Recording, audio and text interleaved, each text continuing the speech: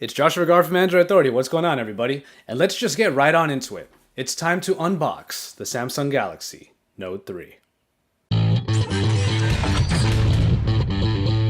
Alright, so we have what has become Samsung's general forte when it comes to boxes. This wood-like cardboard that is etched with soy ink. Very environmentalist of them, though we're going to just rip it open and see what goodies are inside anyway. Taking off the lid, we already see the phone in all of its glory.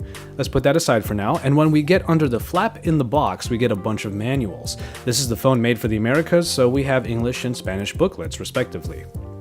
Get underneath and mostly the standard fare is found. Wall plug and typical earbuds with extra earpieces. The battery is a large 3200 mAh unit that should give a good amount of juice.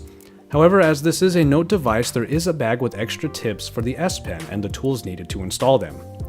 And then when you look at the micro USB cord, you see that it is substantially bigger for this phone, matching the larger port on the bottom of the phone. This is because the Note 3 supports USB 3.0 for faster transfers. It is important to note, however, that you can still use regular micro USB cords as they will simply plug into the one portion of the port. Finally, we put everything extra aside and we can start playing around with the phone itself. The Note 3 marks a new beginning for Samsung as they have done away with glossy plastic and went textured. They wanted to evoke the feeling of leather-bound notebooks with this material, so not only is it textured, there is an etching all around the rim. The side even has a lined texture of its own, mimicking pages of a book, and there is a pattern design within the flat glass of the front panel.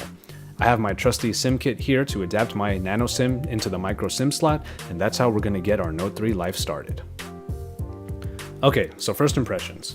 Well, my first impressions basically center around the new material choice. Just like back at IFA, I am still pretty enamored with this new direction that Samsung has decided to go. It just feels much nicer.